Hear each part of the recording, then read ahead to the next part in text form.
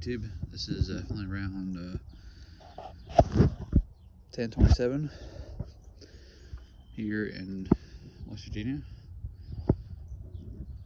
I figured today I'd go ahead and do a video about this truck. Again, like I said earlier, I want to go in depth a little bit with this build. I'm gonna go ahead and guys tell you right now, it's gonna be it's gonna be a two-stage build. Because I need to get a vehicle on the road, and besides the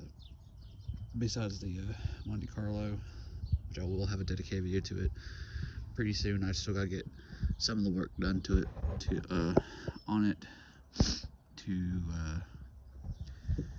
be able to show you the video properly. So I don't want to do it right now until it's done and painted. I don't mean professional paint job, but you know, make sure that most of the always is took care of. Today we're going to talk about seating options on these trucks, which is a 88 to 98 GMC/Chevy C1500 to K1500.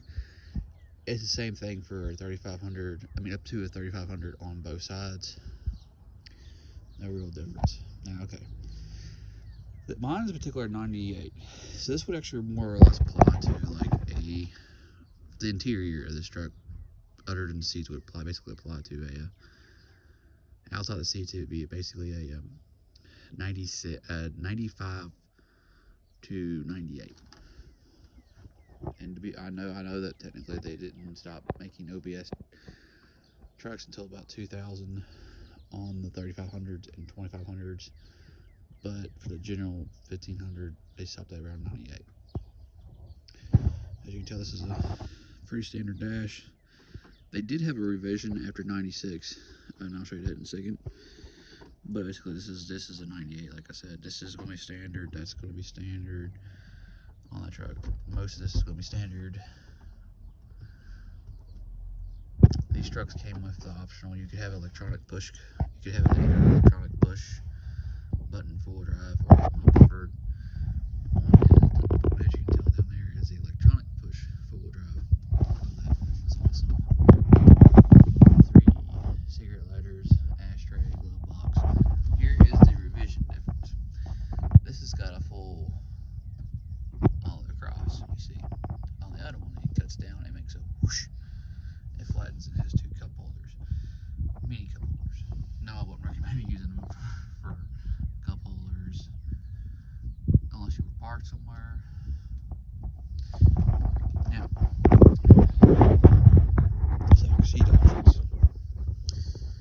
I'll tell you right now, when I got this truck, this is a step above a WT truck. I know on Chevy it'd be called a Cheyenne, but I don't really know what it's called on a GMC, to be fair. Like I said, I know it's just one step above. That's why it's got the window cranks, and I know if it was the power, it would have it up here, and it'd be a little, up here, excuse me, and it'd be a little different. This actually has carpet. Whereas one is a WT would have had a vinyl floor. In my opinion, it's a little better a WD truck. But anywho, seat options. This truck came with originally the way I got this truck. Somebody put 2 bucket chairs and a center console. In fact, here's the center console. I decided to take it out with the power bucket seat. Now, for those who are wondering, and those who want to put a bucket seat in their truck, you could put power to. You can have power seats in the truck that's non-power, like this one. All you gotta do is grind your spot, put a negative.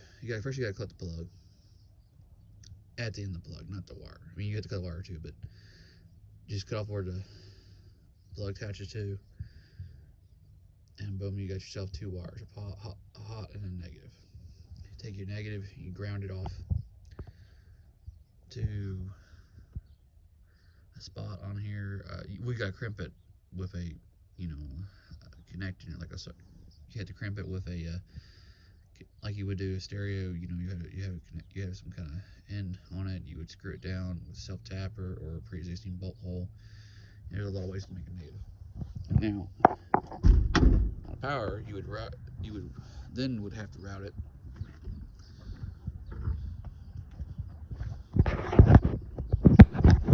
I had to work on this, by the way, to get it to work right on the hood. First video had the grills on the truck. I promise y'all, it's not that bad looking. Then you would take the power and you would run it straight to the positive lead, and you would hook it up to the battery. Now, I know a lot of people are going to ask about, well, you can't do that. They'll drain your battery. Think about it, people. You have no key in ignition on a 2000 Silverado or both. It has power options. You can still control the seats. You can still move the seats up and down. Believe me, I know. Anybody who's ever messed with them knows. It's always connected to the battery, which is always grounded. So if you don't have the key in ignition, you can still do it. Safe alternative would be like factory. And if you did a good job hiding the wire, they won't be able to tell that it's not factory. You would know it's not factory, but yes, you can do the same thing technically to power doors. Same concept if you really wanted to have power doors instead of roll windows. Believe it or not, it don't bother me to actually have roll down windows. I kind of like them better than power. They'll tend to less break on you. But like I said, personal choice. There it is. Back to seats.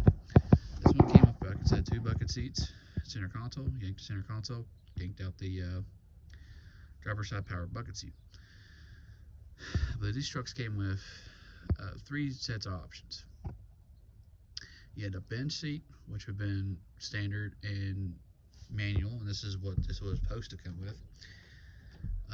Yes, for those who are wondering, I have to basically make 2, I gotta drill out 3 holes, because the guy who did the other side I got from did not drill out the other hole, so he decided to put 3 bolts holding on both seats.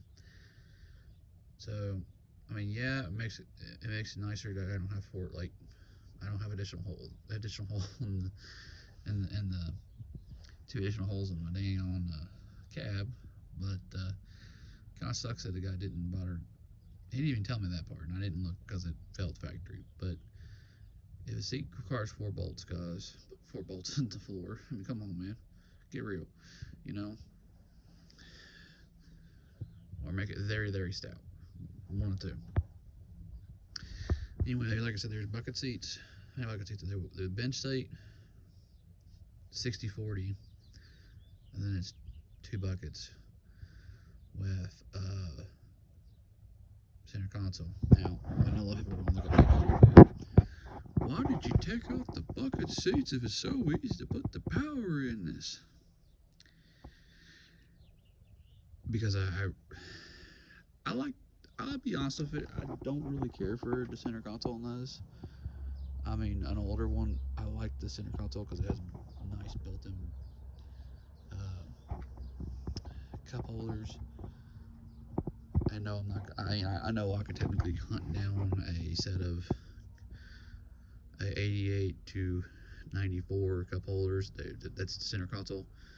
Center console that's going to have built-in cup holders, which I know I could do that. I could easily bolt it to this cab because the person did it before me. He did all the screwing, so if I really wanted to, I could. The problem is, I'm not going to actively search for them out.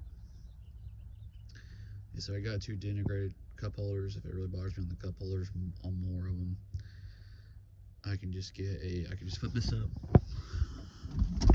when I need them and put it right there. Put something on there, tie down when I don't. There you go. Another option, another reason I like this, I like 60/40 over captain chairs, is this has got a nice cushy put your arm down on while you're driving or passenger. It's really cool. It feels good. It's additional storage too. I know you're gonna say, well, people don't say the center consoles usually have a decent amount of storage in them, and they do, honestly. But anyway, these are this one has a. I gotta see if I can actually open this one up or not. I probably might be. Yeah, I'm not gonna bother with it this time. But like I said, all I gotta do on this whole thing is straighten it out to where I like it. Look straight in this cab, and then basically just pick a marker, mark the whole outlets on the carpet, pull the seat out again. This is not in there correct all the way in there. I actually have the bolt for it. I have the nut on the floor for it, so it's not gonna be hard to do. It's an easy project to do. Just take yourself, make yourself, like I said, just if you want to add different size style seats, all you gotta do is basically do what I'm doing. Just drill holes in the floor by bolting the pre-existing, because you're gonna have 2 pre-existing holes no matter what you do. If you're using stock, what came with the what was the option for the truck years, 88 to 98 seats.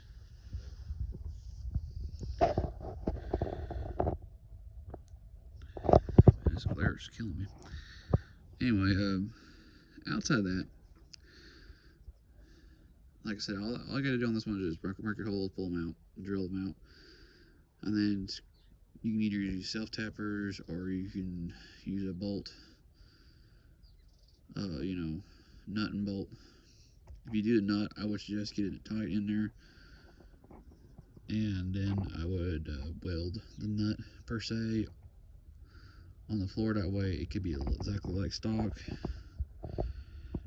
and that way you don't have, when you take it out to change out seats, or if you need to do, or unless you want to do, you know, speaker upgrade, amp upgrade, 212s, you never know. Or if you just want to plan on vacuuming the carpet out, you know, make it look good. That way you can pull it out without having to go on the ground again and do it. You're going to on the first time, but after that, it won't be that bad. That is my informational video about the interior of this truck. And like I said, there's going to be two stages of this truck. I will talk about more about that in the next video. Thank you for watching and have a great day.